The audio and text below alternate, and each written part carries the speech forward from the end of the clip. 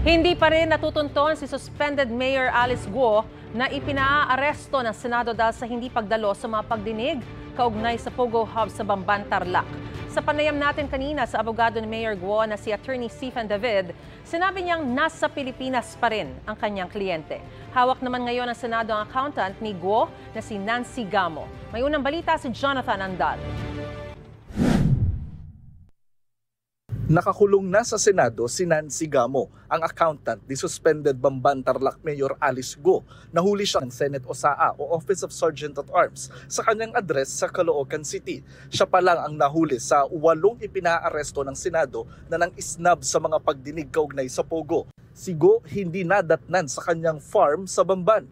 Ang mga kapatid niya hindi rin nakita sa nakalista nilang address sa isang pabrika ng tela sa Valenzuela.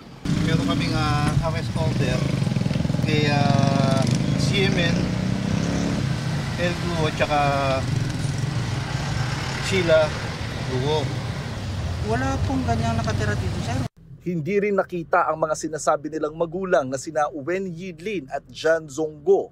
Maging si Dennis Cunanan, ang dating opisyal ng gobyernong nahatulang guilty sa PDAF scam na tumanyong independent consultant sa mga sinalakay na Pogo sa Bamban at Porac. Bagamat ayon sa abogado ni Cunanan, sisipot daw siya sa susunod na pagdinig. Sabi ni Senate Minority Leader Coco Pimentel, pwede namang kusang sumuko sa Senado si Guo. Oo, ma'am, para mawala yung contempt niya. Otherwise, sa ayaw at sa gusto niya, dadalhin siya sa Senado eh. Kinunan namin ang reaksyon ng kampo ni Guo pero walang tugon ng kanyang mga abogado. May petisyon sa Korte Suprema ang kampo ni Guo para pigilan ang Senado na imbitahan siya sa mga pagdinig. Pero sabi ni Pimentel, hanggat walang temporary restraining order ang Korte, dapat dumalo sa mga pagdinig si Guo. Kung walang utos ang Korte, yes, sir.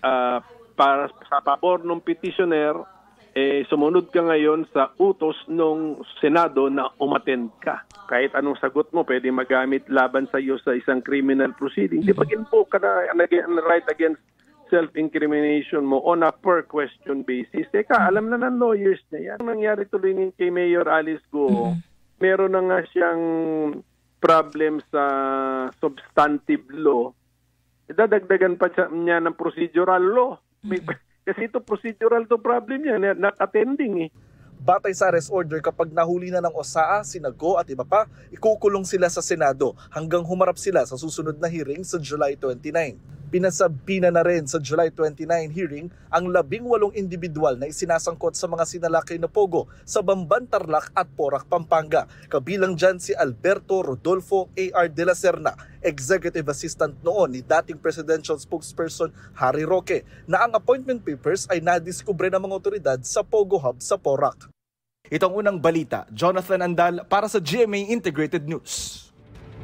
Mga kapuso, para una ka sa mga balita, mag-subscribe sa GMA Integrated News sa YouTube. Sa mga kapuso abroad, subaybayan niyo po kami sa GMA Pinoy TV at sa www.gmanews.tv.